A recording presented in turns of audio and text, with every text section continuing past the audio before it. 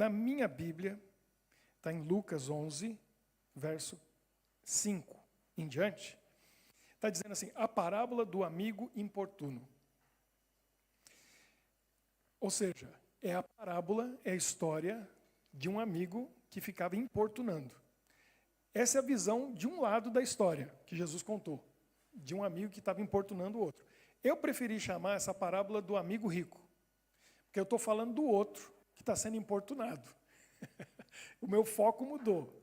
Aqui quem colocou, porque esse título que está aqui foi alguém que deu, não está na Bíblia, então não mudou nada, é só uma divisão dos capítulos, das partes da Bíblia, alguém colocou a parábola do amigo importuno. Porque o foco dessa pessoa é falar do amigo que está importunando. O meu foco é falar do amigo que está sendo importunado. Então, é a parábola do amigo rico. Eu vou ler. São só 4 versículos que Jesus contou essa parábola. A gente já viu aqui que tem parábolas que são longas. Semana passada do filho pródigo é uma das mais longas. A gente leu ela todinha. É uma história comprida, cheia de detalhes, cheia de coisas que a gente analisou alguns pontos diferentes ali da história. Essa já é curtinha, tamanho médio, que tem outras parábolas que Jesus contou que às vezes era um versículo. Só algumas frases ele contou a história. Aqui são 4. E diz assim, olha só, disse-lhes ainda Jesus está falando, qual dentre vós, quem dentre vocês, está falando com a gente, tendo um amigo, e este for procurá-lo à meia-noite, ele disser, imagina, chega na sua casa, meia-noite, te procurando, e diz assim, amigo, empresta-me 3 pães. Ele pediu emprestado para o amigo 3 pães, pois um meu amigo, esse não é seu, é meu, chegou de viagem lá em casa, procurando-me, e eu nada tenho que lhe oferecer. E o outro lhe responda, lá de dentro, dizendo, não me importunes, a porta já está fechada, e os meus filhos comigo também já estão deitados. Não posso levantar-me para tos dar. Dar o quê? Os 3 pães.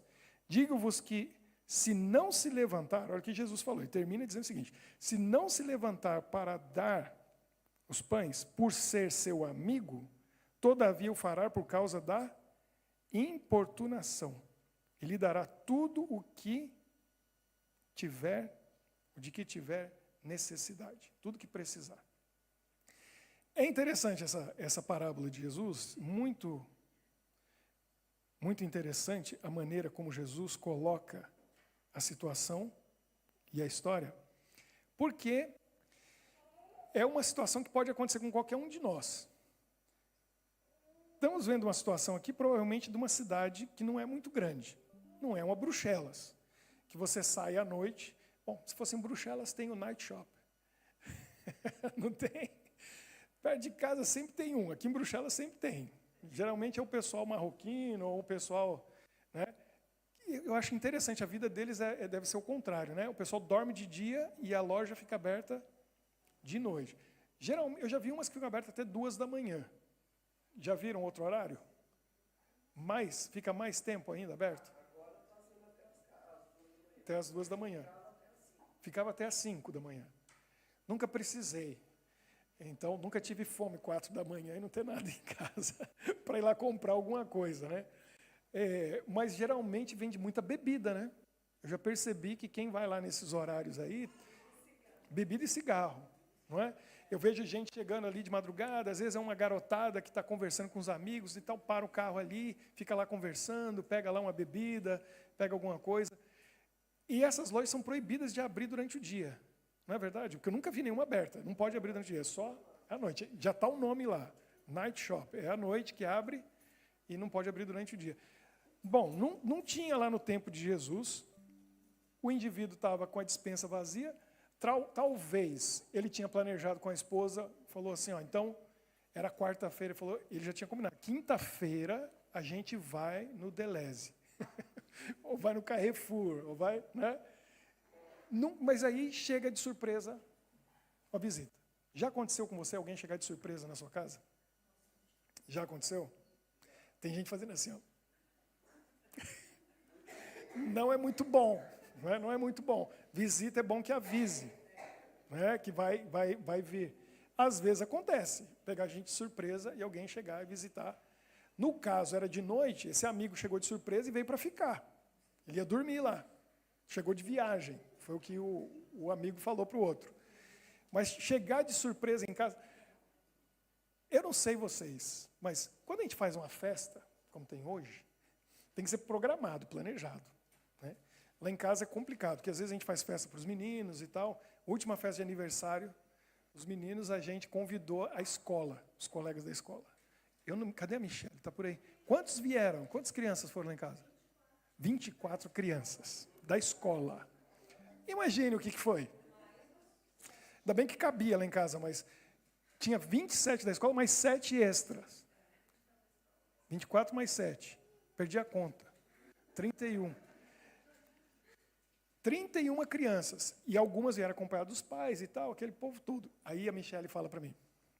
Vou falar, né? Porque eu falo tudo mesmo, né? Então, ela fala para mim, festa em casa é uma complicação, porque a gente limpa a casa,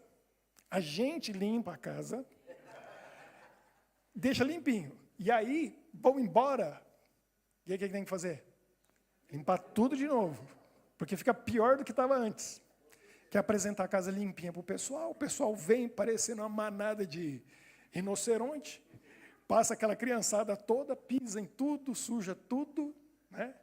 E é um barato. E a gente tem que limpar. Isso que foi programado. Agora, quando não é programado? Né? E aí, tem uns indivíduos assim, Maurício, não vou, mas tem uns caras como a gente assim, que às vezes faz as coisas e não avisa para a esposa. Eu sei. Porque é a nossa natureza. E elas ficam, fica doida, não é? Eu mato esse meu marido. Como convida esse pessoal a vir em casa e não me avisou? A casa está uma bagunça. Está nada. Mas na cabeça da mulher. E aí ela acha que os indivíduos que chegaram lá vão ficar reparando. Você vê gente que faz isso? Chega na casa, aí já fala, a primeira coisa que fala é que não repara a bagunça. Já viu? A pessoa não ia nem notar, não ia olhar. Mas você mandou ela olhar. Né? Aí mandou olhar, não repara a bagunça. Espera aí, deixa eu ver. Não, você tem que ver lá em casa. Isso aqui tá arrumadinho. Mas tem que avisar a esposa. Agora, chegar a visita de surpresa. Eu passei por uma situação uma vez, estava lá nos Estados Unidos, eu era pastor, estava começando. Tinha 24 anos de idade, 25. Era auxiliar do pastor, e o pastor principal já era um homem experiente. Os filhos dele eram da minha idade, para vocês terem uma ideia. Aí a gente foi visitar uma família que o pai da família tinha recém-falecido. Então, estava lá a mãe, uma filha e um filho. O menino tinha uns 14 anos. E a gente, bom, é uma cidadezinha pequena, mais íntimo. A gente chegou lá, tocamos a campainha, tal, fomos recebidos, a gente conversou com eles, e a gente orou com eles, e foi um momento triste, né? Recém faleceu o marido e pai. E aí, na hora da gente sair, ir embora, eu entendi a situação. O menino de 14 anos falou assim com um ar de, agora eu sou o homem da casa. Ele falou com esse ar, não disse isso, mas deu para entender. Ele falou assim, próxima vez, avisa antes de vir fazer visita.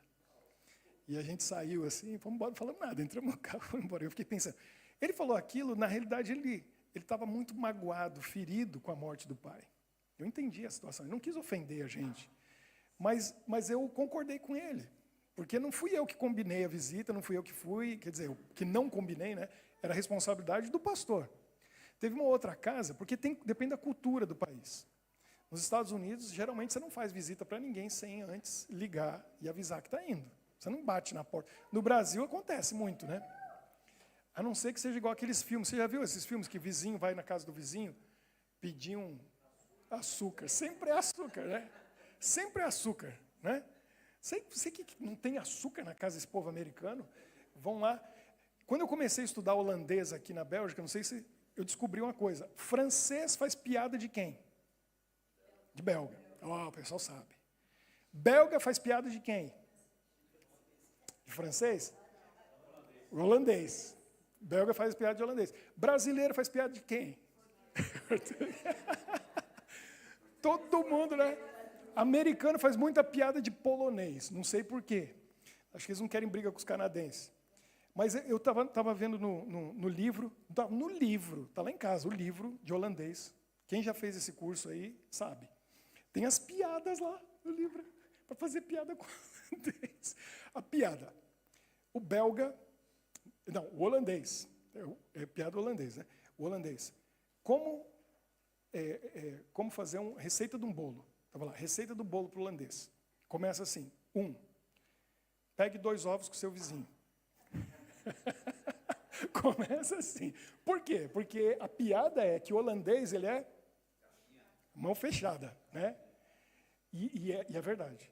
E é verdade. Isso tem a ver com a guerra, com a cultura da guerra, tem a ver com isso. E dizem que o holandês, primeiro que são as coisas aqui que eu não entendo, o belga também é assim. Ele tira férias uma vez, seja na Riviera Francesa, seja na Espanha ou Portugal, pelos próximos, vamos dizer que ele é recém-casado, foi com a família, pelos próximos 35 anos, para onde que ele vai? Para o mesmo lugar. Se é um camping, ele vai ficar naquele camping. Se é um hotel, ele vai ficar naquele hotel. Se é um resort, ele vai ficar naquele resort. Ele não vai para outro lugar. E o holandês faz o quê? O que ele leva? Alguém falou aí. O que ele leva? Tudo. O holandês é assim. Ele fala, eu gastar nas férias, ele leva tudo. Leva até a água que ele vai beber. Então, a piada é, vai no vizinho e pede 2 ovos, porque eles são assim, né? Já começa a receita do bolo, tipo, ovo daqui de casa não sai, vai sair do vizinho. Então, começa pegando do vizinho. Então, tem essa coisa de ir no vizinho, bater na porta e pedir alguma coisa, porque tem intimidade, já moram juntos ali há muitos anos, já conhecem, são amigos muitas vezes. Então, tem essa coisa de pedir para o vizinho. Uma outra vez eu cheguei lá nos Estados Unidos, como que lá não se faz visita assim sem avisar. E o mesmo pastor, mesma situação, no estado do Colorado, onde eu morei 2 anos. A gente chegou na casa, uma mansãozona, bonita. Ele também não avisou que ia. Tentou chegar lá. Chegamos na casona enorme. Ele não viu, mas eu vi. Tinha uma plaquinha do lado da porta. E a plaquinha estava escrito assim, go away. Cadê o Jean? Traduz aí para nós. O que é go away? Vai embora. E a plaquinha, dava para ver que a plaquinha era daquelas que faz assim, ó, e vira. Atrás estava escrito o quê? Welcome. Era welcome de um lado e go away do outro. O pastor foi lá, pá, tocou a campainha. Tinha gente em casa, o carro estava ali, ninguém abriu a porta, ninguém atendeu. Estava o quê na plaquinha? Vai embora. Não era bem-vindo. E aí eu fiquei quieto, não falei nada. Eu falei, já é a segunda. Esse pastor não aprendeu ainda. Então, essa coisa de incomodar o vizinho sem avisar é complicado. Tem que avisar. Mas a situação, olha o que acontece. Jesus conta a história, os detalhes estão ali sempre por algum motivo. A Bíblia é assim. Você tem que prestar atenção, às vezes uma palavra faz a diferença. Chegou um amigo, está com fome, não tem nada para dar para ele. Por que eu chamo de o amigo rico? Porque eu não tenho. Por que ele foi na casa desse? Que eu não sei se é perto, não sei se é longe. Bom, uma coisa é certa, eles são amigos e têm intimidade. Porque ele foi lá meia-noite.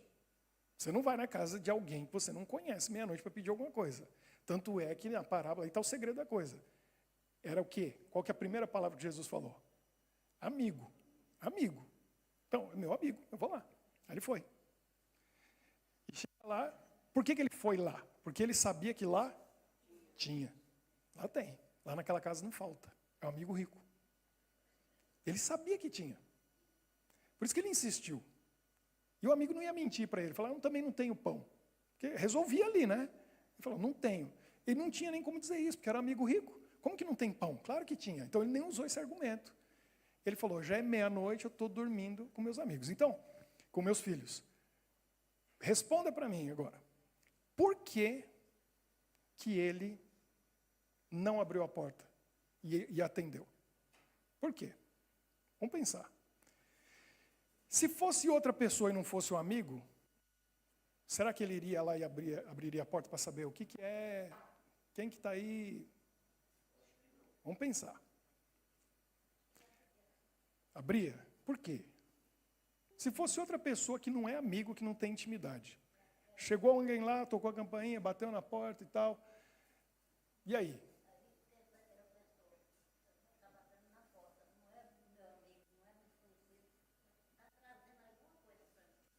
Exatamente. Precisou da avó Alzira, com 93 anos de idade, para dar um show em todos vocês, que ela entendeu, vocês entenderam.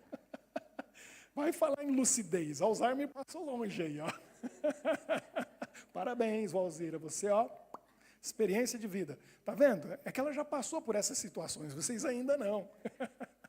Ó, se é uma pessoa estranha que bate a sua porta, você fica curioso. Fala, peraí, o que essa pessoa está fazendo aqui? O que veio aqui? Peraí, tem alguma coisa. Como não é amigo, pula da cama rapidinho, vai de pijama. Ah, você é um estranho. Não é um conhecido, não é um amigo. Rapidinho coloca uma roupa, alguma coisa, vai lá, abre a porta, atende e vai saber o que aconteceu. Agora, como é amigo, é íntimo, se vê todo dia, por isso que o amigo falou assim, volta amanhã, deixa para lá, tem intimidade. Tem intimidade ao ponto de dizer assim, não vou abrir, a gente já está dormindo, o que você vem me incomodar essa hora? Quando a gente tem intimidade com as pessoas, a gente age de maneira diferente. A gente não precisa ter polidez, educação, e por isso que em casa dá uns atritos feios, porque a gente abaixa. Por isso que eu acho legal o que o Cláudio Duarte falou, eu caí na bobeira de contar para a Michele. Que eu assisto essas coisas, ela não, né? Eu assisto tudo, e ela não. Aí eu fui contar para ela a história do Cláudio Duarte, contando o dia que a esposa foi no cabeleireiro. Já contei aqui, alguém lembra dessa história? É fantástico, né? Porque ele estava em casa, ela falou, ó, eu vou, e eu acho que ainda era domingo. Domingo? Era final de semana. Ela ia no cabeleireiro e ele queria ver o jogo. Aí ele falou, ó, eu vou estar assistindo o jogo. Você me busca? Busco, mas é assim, você me liga, quando tiver faltando assim 10 minutos para você sair, aí eu vou, você já está na porta, e eu te pego, para ele não perder nada, né, para ele voltar rápido. Eu te pego, e aí volta, para não perder tempo. Combinado, que eu acertava direitinho. Aí ele disse que ela ligou, ele foi. Parou e já não desligou o carro. Já ficou ali para ela poder entrar e já ir embora logo. E aí ele falou que ela estava o quê? Na porta. Com a porta lá aberta, olhando para ele e fez assim para ele. E aí diz que o sangue já começa a subir. A gente combinou. O que ela está enrolando? E ela sim, olhando lá para dentro, conversando. E ele foi ficando nervoso, foi ficando nervoso, foi ficando nervoso. E ela demorou 1 minuto, 2, 3, 4, 5, e veio. A hora que veio, ele já estava... E aí, o que acontece? Na hora que ela está vindo, Deus fala com ele. O que Deus falou para ele? Quem que lembra? Como que você trataria ela se fosse uma desconhecida? Se não fosse a sua esposa? Ele parou e pensou. Porque a esposa, a gente trata com intimidade. Então, aí ele só ouviu aquela voz aqui dentro dizendo assim, ó, trata ela como se não fosse a tua. E aí, ela entrou no carro. Olhou para ele e falou assim, e aí, demorei? Ele olhou, não, nem demorou nada. E saiu andando com o carro e pensando assim, não é a minha, não é a minha, não é a minha. Não é. Porque se é a minha, eu fui contar isso para a Michele. E aí ela me trata como se eu não fosse a tua. Ela me fala, porque às vezes a gente começa a baixar o nível, né? Às vezes com os meninos, ela fala, esses 2 meninos aqui, ó, trata eles como se não fosse os teus. Aí eu, estou derrapando na curva, tenho que melhorar. Porque a gente tem intimidade, a gente trata com intimidade. E isso é um problema às vezes. Às vezes a gente tem que lembrar. O que o Cláudio Duarte falou ali, que eu acho legal? Ele estava dizendo o seguinte, ela é uma filha de Deus. É dele. Eu tenho que tratar como uma filha de Deus. Meus filhos são filhos de Deus, eu tenho que tratar como filhos de Deus. Então eu tenho que tratar como Jesus trataria. O amigo aqui na história, um dos motivos provavelmente é esse. Ele tem intimidade com o amigo. A história toda repete a palavra amigo várias vezes. Tem intimidade, e por isso ele falou, não vou abrir para você. Se fosse outra pessoa, menos conhecido, eu ia pôr uma roupa, ia abrir a porta, ia chegar, saber o que é, ia lá pegar o pão e dar. Mas é amigo, não. E aí o que o amigo faz? Ele ficou insistindo. E ele insistiu, ele insistiu, ele insistiu, ele insistiu, ele insistiu. Tipo assim, é outro fator de intimidade. Porque com desconhecido você vai ficar insistindo? Você tem coragem de ficar batendo na porta de alguém que você não conhece? Mas alguém que você já visitou 1000 vezes, já esteve na casa tantas vezes, já abriu a geladeira, já comeu junto, já riram junto, já choraram junto, tem amizade de anos. Ele ficou batendo na porta e falou, ah é? Você não vai abrir? Pois você não vai dormir. Então você não vai dormir, que eu vou ficar aqui batendo até você abrir. Até que o amigo lá dentro falou, tá bom, tá bom, tá bom. Eu dou o que você precisar, mas vai embora e me deixa dormir. Não foi isso que aconteceu? Jesus falou, se ele não abrir por ser amigo, vai abrir pela insistência. Então Jesus estava dando a dica, a gente tem que insistir. Agora, vamos pensar em outra coisa legal dessa história. Por que você acha que esse, que é o amigo insistente, estava insistindo tanto? E dava para ele, a gente fala assim, dava moral para ele fazer isso. Dava para ele crédito. Por que ele estava assim, com a convicção e a certeza que eu vou ficar insistindo aqui até ele abrir? Por quê? Vamos ver se a avó Alzira pensa assim. Não, alguém que tem ganhado a avó Alzira hoje. Vamos lá. Por que você acha que ele estava lá insistindo e falou, não vou desistir? Ele conheceu o amigo, está aí um argumento. O que mais? Por que você acha que ele está lá insistindo? Vamos pensar o motivo por que ele estava lá. Ele precisava. Agora, aí que está. Vamos pensar melhor nessa frase. Ele precisava? Para alguém. Não era para ele. Você entendeu? Se é para mim, é uma coisa. Se ele chega na casa do amigo e fala assim, amigo, abre aí, eu estou precisando. Agora, ele estava ali e o argumento dele era muito forte. Por quê? Eu não estou pedindo para mim. Eu não estou pedindo para mim. É para outra pessoa. Eu não vou deixar esse outro desamparado. Eu vou fazer o que for preciso, porque não é para mim. Eu passo a noite sem comer, mas o outro amigo que chegou na minha casa, eu não posso deixar ele sem comer. É para ele que eu estou pedindo, então abre, porque eu não estou pedindo para mim. Eu sei disso porque eu já trabalhei como pastor e antes como era estudante em muitas campanhas de arrecadação para donativos, para dinheiro, para uma igreja, para alguém que está com necessidade, quando tem uma enchente, quando tem algum problema, alguma coisa. E você sabe, é muito mais fácil pedir para alguém que está precisando do que pedir para a gente mesmo. É ou não é? Eu já me desanimo logo. Se eu estou pedindo para mim, a gente fica sem jeito. Alguns são cara de pau e dão um golpe, né? Dão um jeito de conseguir para si.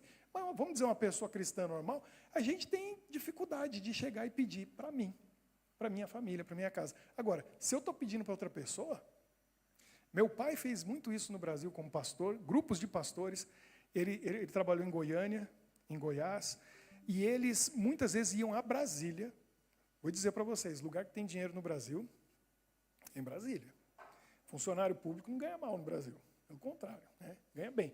Eu sei que tem um amigo meu que é pastor lá, e tem uma igreja enorme, eles estavam reformando a igreja, não precisava nem pedir. Os membros da igreja que eram funcionário público, eu vi. Eu fui lá pregar, fazer uma palestra num sábado, lá no final de semana. Chegou uma irmã e deu para ele um envelope, pastor, para a reforma da igreja. Ele pegou, obrigado. Abriu 10, 15 mil, na época. 10, 15 mil reais no envelope. Falou, todo sábado é assim aqui. O pessoal chega com envelope, é 15 mil, é 20 mil. Porque para eles, aquilo ali, eles amam a igreja, querem ajudar, dão. Eles iam para lá e visitavam o Banco Central, visitava ministro, visitava tudo. Por quê? Eles não estavam pedindo para eles. Meu pai saía com milhões de lá. Por quê? Porque era para a gente que precisava. Era para atender a ADRA, que é a assistência social. Era para a gente que estava sofrendo com fome, sem roupa, sem comida. Foi enchente, foi um desastre que aconteceu. Ia lá pedir. E sabe de uma coisa? O pessoal dava. E muitos dão também porque você tem a oportunidade de ter um recibo oficial que você vai colocar no imposto de renda e vai abater no imposto de renda porque é uma doação para uma instituição séria. Então, existe isso. Agora, é muito mais fácil você pedir para uma outra pessoa do que pedir para a gente mesmo. Então, esse que está ali pedindo, ele tem esse argumento e essa força. Ele fala, eu não vou sair daqui até você abrir, porque eu não estou pedindo para mim, estou pedindo para outra pessoa. E ele ficou lá até abrir.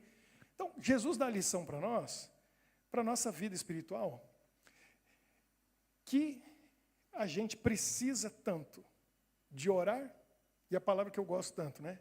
Interceder. É isso que está acontecendo. É isso que está acontecendo nessa parábola. Aquele que está ali dentro, o amigo rico, o que tem para dar, está fazendo o papel de Deus. Deus tem ou não tem? O Alzira gosta dessa frase, né? Eu peço e peço muito porque Ele tem, e tem muito para dar, e sempre tem mais, né? A gente conversa toda quarta-feira aí no nosso encontro, refúgio de oração. Então, Deus tem, é um amigo rico. Agora, olha a palavra, Ele é amigo. O amigo quer ou não quer o bem do amigo? É amigo. Então, veja bem, Jesus está dizendo para nós, Deus é nosso amigo. Segundo, Ele é rico, que Ele tem para dar. Terceiro, às vezes Ele não dá. Não é porque Ele não quer dar, não é porque Ele não tem para dar. Por que que Deus age como nessa história, né? Testando, provando, talvez, dizendo, não vou abrir. Por que que Deus faz isso? Não é o momento, está aí, esse pode ser um argumento. O que mais?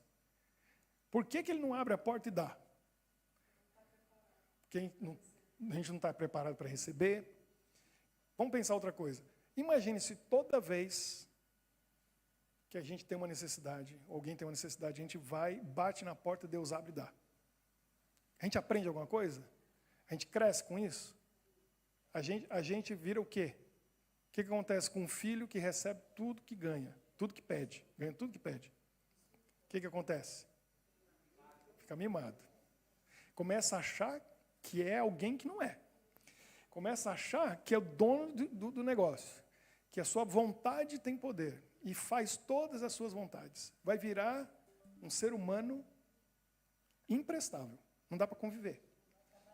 Não vai trabalhar nunca, não vai saber respeitar os outros, não sabe os limites, satisfaz seus desejos o tempo todo. Quando não satisfaz, fica frustrado, né? Fica chateado, fica bravo, fica nervoso. E a vida não é assim. Como que vai aprender? Então, Deus não pode ser e não é um pai que fica mimando os filhos e dá tudo o que quer, quando quer, como quer, abrindo a porta e atendendo o tempo todo. Ele não vai fazer isso. Mas tem outro motivo. O que mais?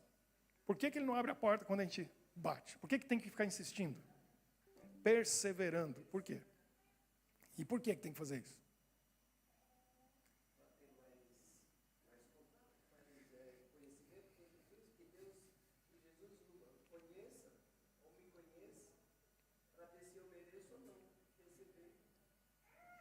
Essa palavra sempre vem, para ver se merece ou não. Olha só, também, faz sentido. Então, vamos dizer o seguinte, eu não gosto de usar a palavra merece, sabe por quê? A Luísa já me falou isso, eu falei para ela, não sei se ela lembra. Uma vez, faz tempo, ela falou assim, você e a Michele merecem. E eu falei assim, não, porque eu acho não, eu tenho certeza que ninguém...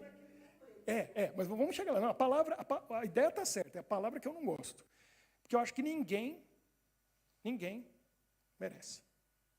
A gente merece alguma coisa? Não merece. Porque até, segundo a Bíblia, o bem que a gente faz não vem de nós mesmos. Então, mereço o quê? Agora, o que você está dizendo, que eu concordo, é o seguinte. A gente tem que cumprir condições. Então, Deus tem que ver se eu cumprir as condições para receber. Porque Ele tem a bênção para dar, seja os pães ali para o outro, o que for na história. Mas eu tenho que, às vezes, cumprir certas condições para poder receber. A gente não fica dando presente para os filhos o tempo todo e atendendo às vontades sem impor condições. Tem que ter. Porque senão vai mimar. Então eu tenho que dar certas condições. Quando a gente começa a jornada espiritual, Deus trata a gente como criança. E eu já falei isso aqui, a gente tem que ir amadurecendo. Semana passada eu falei sobre isso. Lembra que eu falei?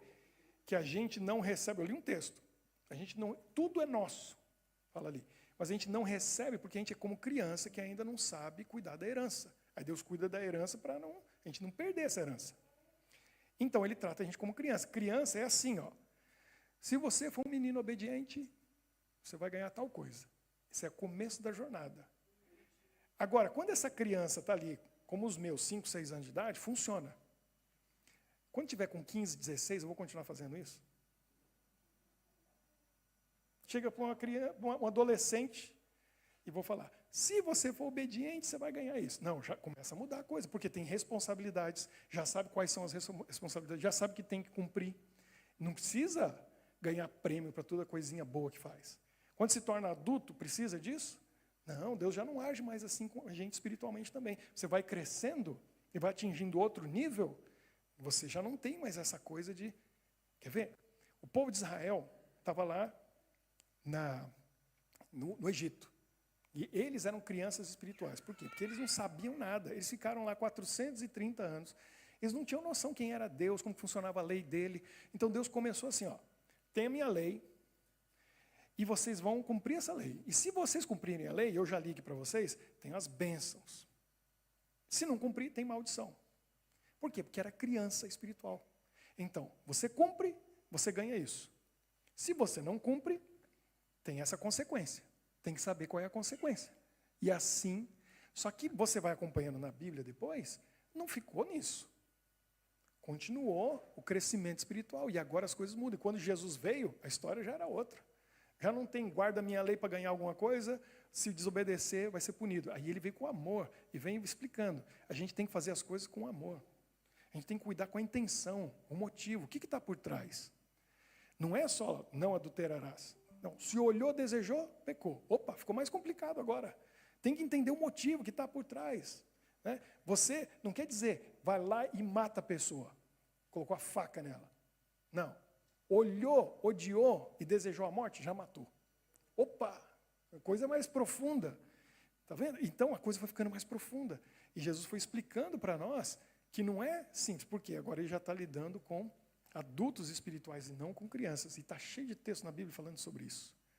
Então Deus não é um pai que trata a gente como criança mimada. Ele tem que ensinar. Agora, infelizmente, alguns insistem em ser criança mimada. E aí não cresce. Se não cresce, vai ter um relacionamento com Deus, infelizmente superficial, de achar eu tenho que cumprir a lei para poder receber alguma coisa de Deus. Ficou nesse nível e não entendeu nada. Aquele que cresce vai amadurecer e o relacionamento muda. Aí tudo muda. Aí a comunhão com Deus, as respostas e as orações vão ser outras.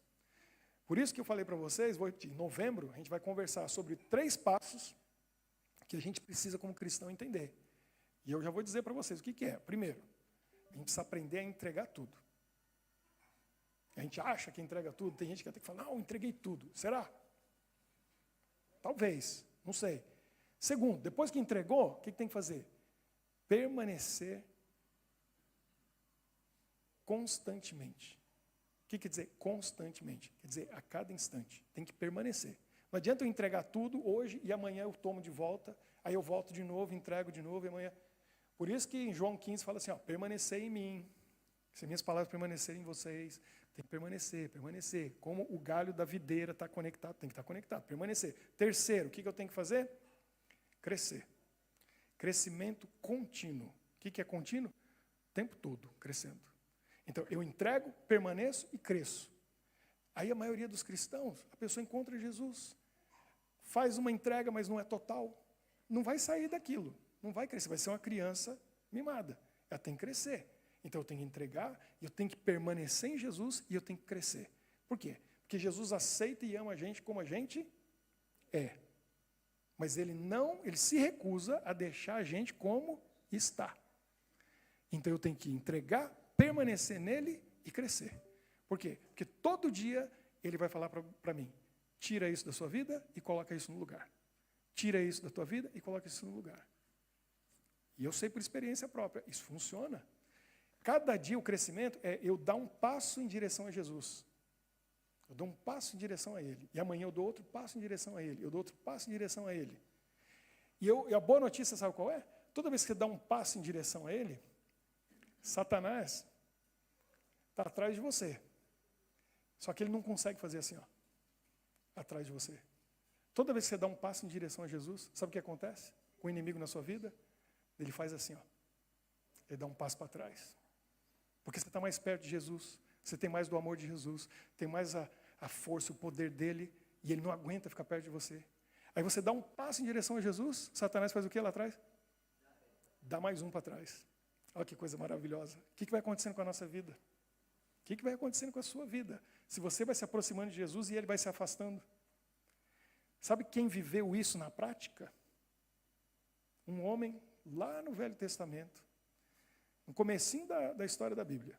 Veio Adão e Eva, aí veio Caim e Abel, aí veio Sete, aí veio o oitavo, depois de... o Jean falou lá, cadê o Jean? Não. Quem que eu falou? Alguém falou? Enoque. O Enoque viveu 365 anos na terra. O resto está vivendo lá em cima. Porque não morreu, não sabe o que é morte. Não morreu, está vivo até hoje. Viveu 365 anos aqui. O que o Enoque fazia? Todo dia ele fazia assim, ó, pum, o inimigo. Aí ele foi. Como ele teve bastante tempo, o que aconteceu? Chegou uma hora que ele foi todo dia um passinho, porque ele se entregou, ele permaneceu e ele fez o quê? Cresceu espiritualmente. Chegou uma hora que ele foi tão longe que Jesus falou o quê? Você chegou na porta do céu. Ele foi tão longe andando com Jesus que ele chegou na porta do céu. Jesus falou assim, ó, tem uma opção. Você pode voltar e ficar lá. Se você quiser, ó, eu abro aqui para você. Ele falou, estou curioso demais. O que tem lá dentro? Eu vou abrir. Entrou. Já era. O povo procurou, não achou Enoque. Porque ele entendeu isso na prática. É isso que a gente vai ver em novembro. Então, o que eu preciso fazer? Vamos concluir hoje pensando o seguinte. A palavra que eu gosto, intercessão. A gente tem que interceder pelos outros. Essa parábola é sobre intercessão. Não está falando, eu estou pedindo para mim, eu estou pedindo para quem precisa. Aí eu vou diante de Deus e o que eu faço? Eu peço. Onde que está a fé? Primeiro, ele é meu amigo. A parábola falou, ele é meu amigo. Então ele quer o meu bem, ele quer me dar. E se ele vai me dar, ele também... Já ouviu essa frase? Amigo do meu amigo é meu amigo. Eu não estou indo para Jesus falando, eu tenho um amigo. Opa, você é meu amigo, você é teu amigo, então eu também quero o bem desse seu amigo. Aí você vai e pede intercedendo. Como que eu tenho que interceder? Ele vai responder na hora? Ele vai responder? Não. Tudo isso que a gente falou é verdade. Agora eu vou dar para vocês o principal motivo que eu acredito, pois que tudo que eu li e estudei. É porque a única coisa que a gente tem mesmo para oferecer, o que a gente tem para oferecer para Deus? O que é nosso mesmo? Não tem nada. A única coisa que a gente tem, sabe o que é? Que Deus luta por isso e Satanás luta por isso. O que é seu? Só tem uma coisa que é seu. Deus deu para todos nós. A gente é livre. O livre-arbítrio. Isso quer dizer vontade. É a nossa vontade. Ela é sua. A vontade é sua. O resto, nem Deus nem Satanás pode tocar na sua vontade. Deus atrai, Ele convida, Ele demonstra amor e fala, entrega seu coração para ver se ganha a sua vontade. E Satanás mente, engana, ilude, tenta para ganhar a sua vontade. É o que a gente tem, é a vontade.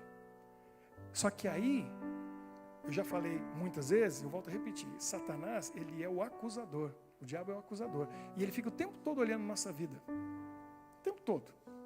E ele fica acusando. Como ele tentou fazer com Jesus, não encontrou nada na vida de Jesus, Jesus venceu. Na nossa vida, ele fica olhando, analisando para ver se a gente realmente tem vontade. E aí ele acusa. Porque quando a gente faz uma oraçãozinha e fala para Deus, abençoa a minha vida e em nome de Jesus, amém. Essa oração faz o quê? Nada.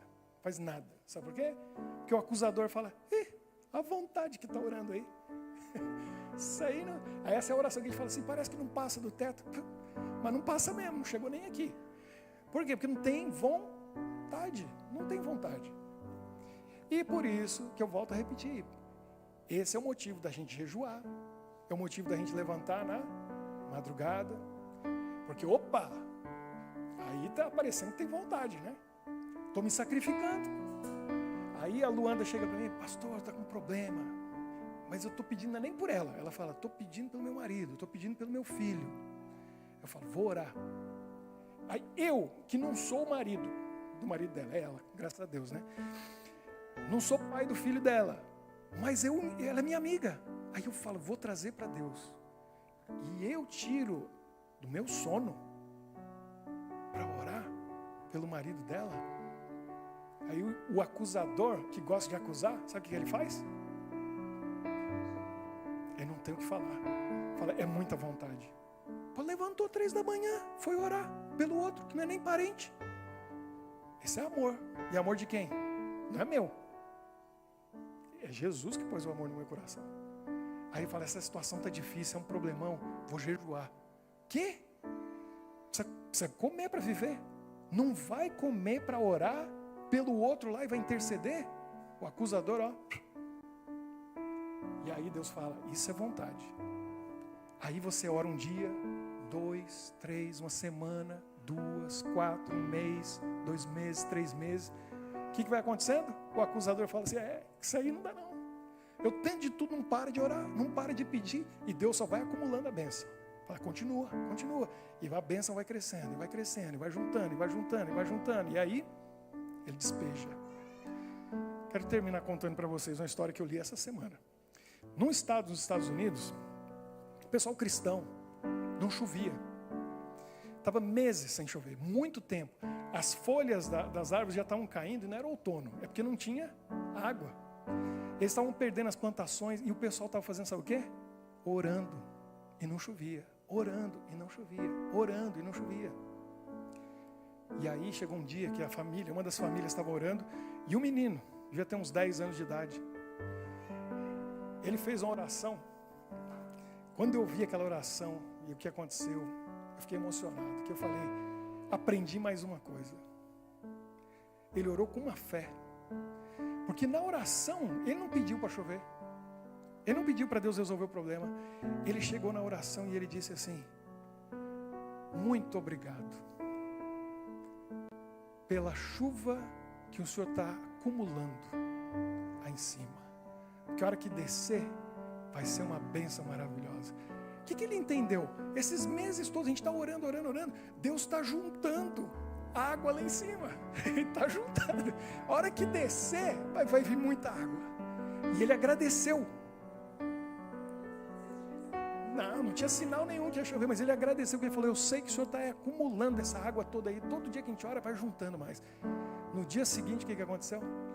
Choveu. E não foi pouco. E aconteceu uma coisa que eles ficaram, porque eles viram que foi sobrenatural. Veio uma tempestade, o vento trouxe, desceu aquela água toda, e normalmente ela acaba e vai embora. Por algum motivo essa tempestade acabou, voltou, formou de novo, e o vento veio do outro lado, e choveu de novo. Todo mundo ficou, porque eles nunca viram aquilo acontecer naquela região. Eles viram que foi uma coisa sobrenatural. E aí todo mundo entendeu, foi a oração de fé do menino, que agradeceu. Agradeça antes da resposta vir. Peça, mas já agradeça. A tua vontade vai ser feita e é a melhor. Eu já estou agradecendo. E eu vou orar quanto tempo for preciso. E eu vou interceder por essa pessoa quanto tempo for preciso. Porque eu não vou desistir até ter a resposta. É isso que Deus espera de nós. Bata na porta do amigo rico e peça, peça, peça até ele abrir. E ele vai te dar. Não desista. Que a gente às vezes desiste muito cedo. A gente tem que rogar, pedir, bater, até ele abrir a porta. Porque Jesus falou, se ele não abrir porque é teu amigo, ele vai abrir por causa da tua insistência. Então insista, não desista, jamais. Vamos orar agora? Vem aqui, a gente já orou pela Luísa, agora a gente vai orar por todos os demais, aqueles que estão em casa, para a gente poder receber a bênção de Deus, para a gente poder ser bons intercessores, para a gente orar pelos outros que precisam bastante da nossa oração, da nossa intercessão. Amigos do nosso coração. Não está orando muito mais? Vai orar mais. Olha aí, tá vendo? Para isso que Jesus trouxe você aqui, Valzira. Para lembrar que você precisa continuar orando. Para todos os seus filhos, netos, bisnetos, tataraneto e os amigos. Isso, todos da família, né? Isso mesmo. Vamos orar, vamos pedir a bênção de Deus. Querido Pai, obrigado porque hoje a Tua palavra falou no nosso coração. Uma história tão simples, uma parábola que Jesus contou, que ensina tanto pra gente, sobre interceder, sobre orar, sobre bater na porta do nosso amigo. que às vezes não vai abrir, mas a gente tem que, como Jesus falou, insistir, perseverar, rogar, bater com vontade, mostrando que é isso mesmo que a gente deseja e crê, e já agradecendo, porque nós sabemos que temos um Pai que é muito rico, dono de tudo, Criador e mantenedor, Salvador e Redentor. A gente crê e por isso já agradece, porque vai chegar o momento certo dessa porta ser aberta. Na hora certa, a bênção maravilhosa vai vir para nós e para quem nós estamos orando, para quem nós estamos intercedendo. Abençoe cada um que veio aqui hoje, que saímos daqui com esse pensamento no coração e na mente, de que nós devemos orar e interceder por nós e por aqueles que precisam ao nosso redor. E que nós sejamos insistentes na nossa oração de intercessão. Abençoe aqueles que estão em casa, acompanhando online também, seja aqui, perto ou distante, em outro país, em outro horário, em outro fuso. Abençoe a eles também, para que eles sejam intercessores e orem buscando a Ti de coração. Nós oramos e pedimos por essas bênçãos e agradecemos desde já pelas Tuas respostas, que certamente virão, em nome de Jesus. Amém. Que Deus abençoe a todos vocês. Amém.